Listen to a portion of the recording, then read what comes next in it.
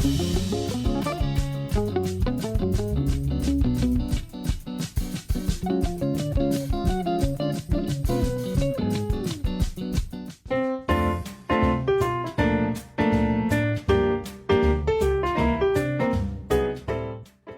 is the sound of a TikTok video featuring Israel's new ambassador to Canada, Ronen Hoffman. It shows him as he's walking around the snowy Lansdowne Park in Ottawa, which was all decorated out for Christmas, and you can see him trying his hand at throwing snowballs and trying to do some tobogganing. He wasn't wearing any winter boots, but he seems to be having fun for somebody who's only been in Canada for a few weeks. The newly arrived ambassador acknowledges he'll need some practice to master these new traditions. But Hoffman wanted to start his term off on the right foot, and that includes when he presented his credentials to Canada's Governor-General Mary Simon in December. She's Indigenous, as you know, the first to hold that job. And so the formal ceremony saw Hoffman wearing a special orange pin near the pins he wears with the flags of Israel and Canada, a symbol that strengthening ties with Canada's Indigenous people is one of Hoffman's priorities. Actually, his priority list is pretty long, and the top items include fighting antisemitism, countering the threat of global terrorism, and forging new trade and research and development ties between Israel and Canada. Plus, Hoffman is a hockey dad. The ambassador hopes to improve his hockey dad chops by watching games together, North American style. Of course I did it. I went with him to Europe. I accompanied him. I know how it feels, but I still need some explanations on the teams and the who's against who. I'm Ellen Besner, and this is what Jewish Canada sounds like for Tuesday, January the 4th, 2022. Welcome to the CJN Daily, sponsored by Metropia.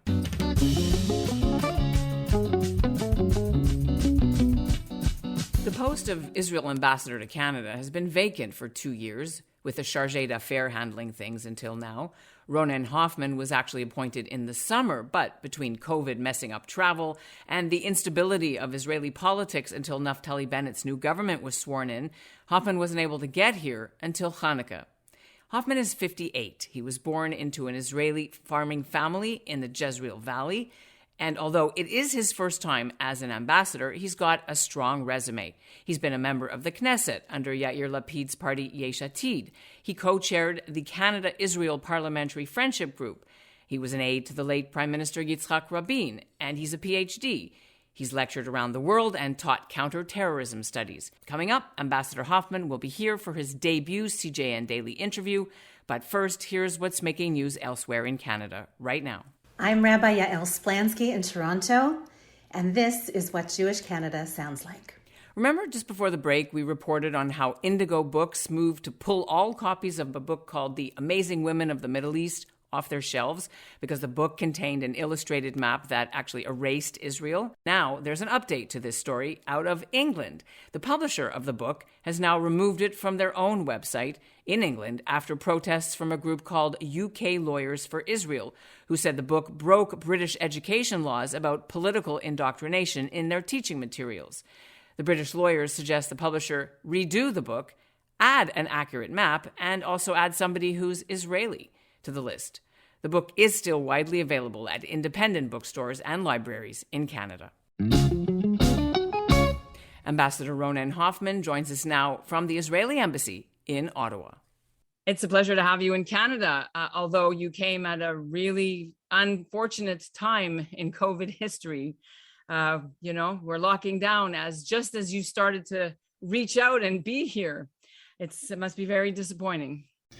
Well, I would have preferred to be able to meet people face to face and to be moving from, one place to another. But I have to say that I don't think it's going to make a real change, at least not in the mandate and in the goals that I have here, because we're doing our work, and I'm very happy to meet people. Like our conversation now is an online conversation, but it's still nice, and it's still we work. It's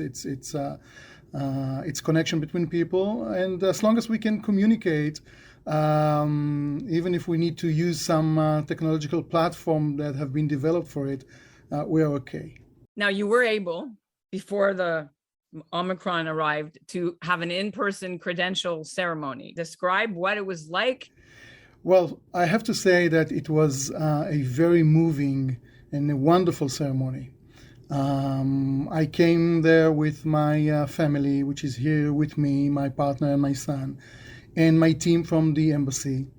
And it was a great ceremony, great way to start, I would say. And of course, meeting the Governor General and her spouse and the people there was very impressive and very moving. Did you wear or bring or do anything?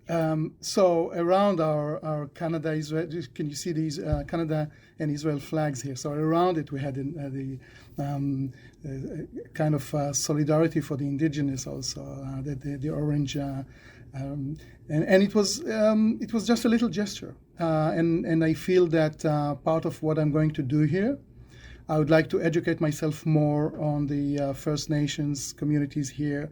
I believe and I feel that there is, common ground for us to stand on, all of us, as the Jewish people, who, for us, the State of Israel is in essence a return of the Jewish people to our indigenous homeland.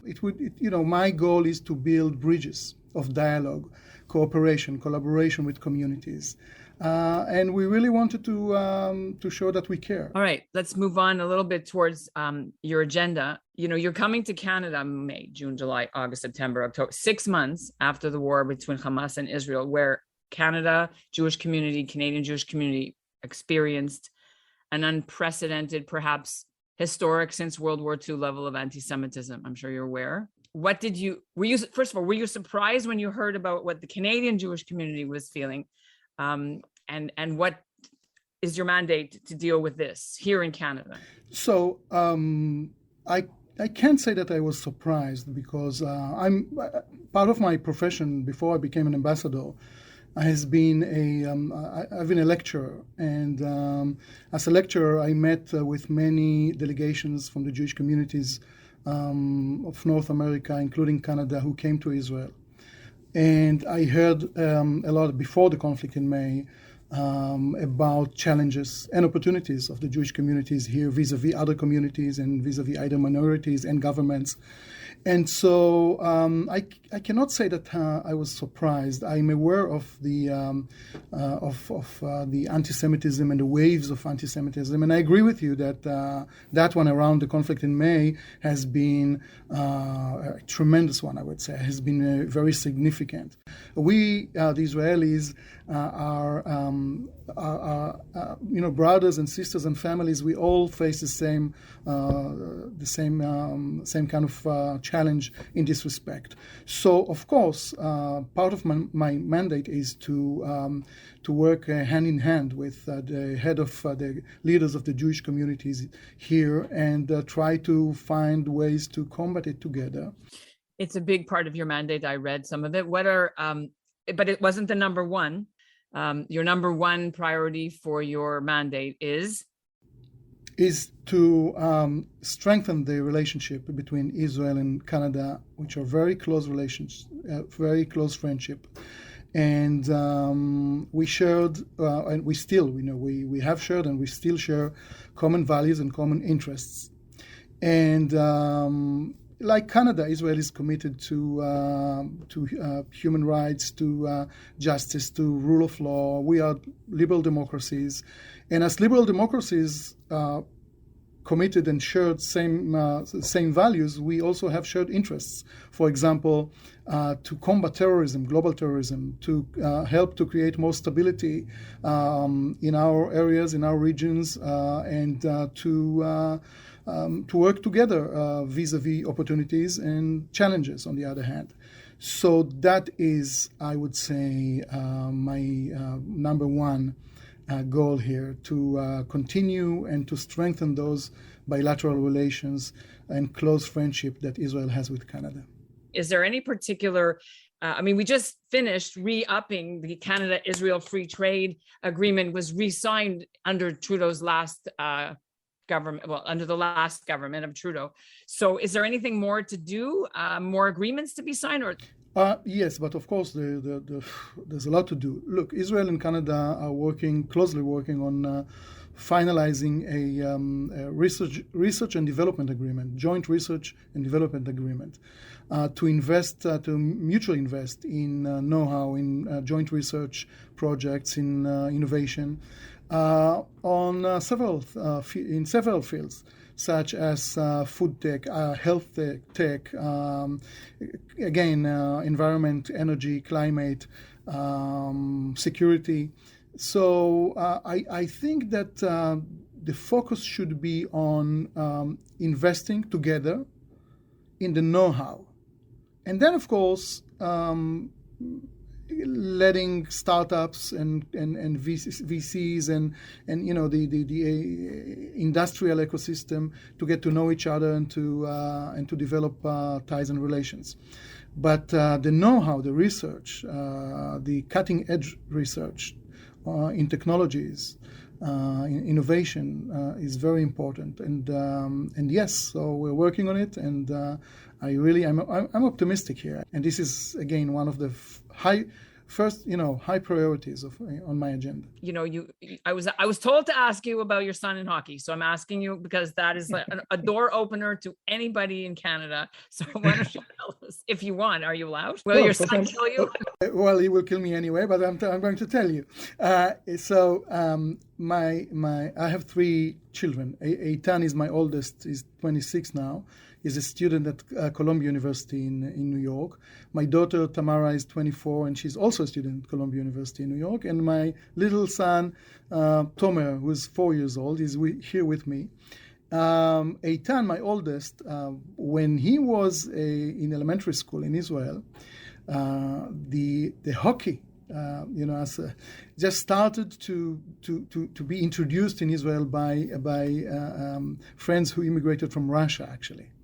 Right, and but since in Israel there were no ice arenas, at that time there was only one in Metula. Absolutely.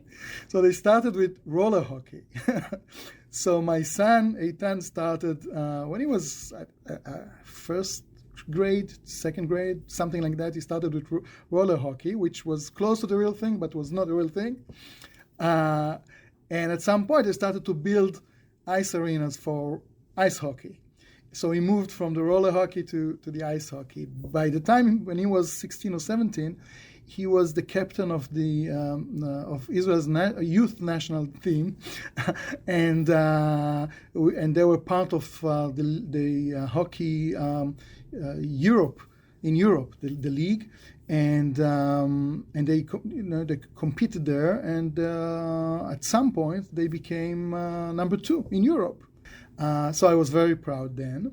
And now, of course, when he's in New York, I'm here, and hopefully he would come here. We will go together to hockey games, and he will explain to me what it's all about.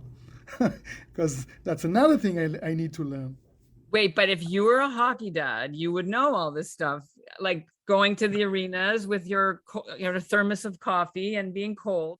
So what is the funniest thing that's happened to you since you came as an ambassador to Canada? Okay, look, it's not that funny, but whenever I leave home, get into the car to go somewhere, I'm still forgetting to take my coat. I'm still, used to go out with almost with, just a T-shirt, but it takes me, longer than I expected to get used to be ready to the winter. And that's what Jewish Canada sounds like for this episode of the CJN Daily, sponsored by Metropia. Integrity, community, quality, and customer care. Today's listener shout-out goes to Susan Lapel of the National Council of Jewish Women's Chai Branch in Toronto. And we'll end the episode with a sneak peek of a CJN exclusive event that you won't want to miss. Rabbi Yael Splansky of Toronto's Holy Blossom Congregation is going to be interviewing Canadian author, journalist, and former Liberal Party leader, Professor Michael Ignatieff, about his new book. It's called On Consolation, and it's an exploration of advice on how we can console ourselves and each other during the anguish and uncertainty we're now living through. The video will be available shortly on the CJN YouTube channel and social media. I'm certain that many of our viewers, especially now, would like to be a greater source of consolation to the people they care about in their circles of family and friends. So after studying consolation as deeply as you have, what advice do you have for people who would like to be greater consolers? Be a better listener. Just be there. This is a book about words, but I'm very struck by how few words can make an enormous difference. Just registering, stopping what you're doing and attending to the fact that somebody around you is distressed, somebody around you is lonely, someone around you is frightened.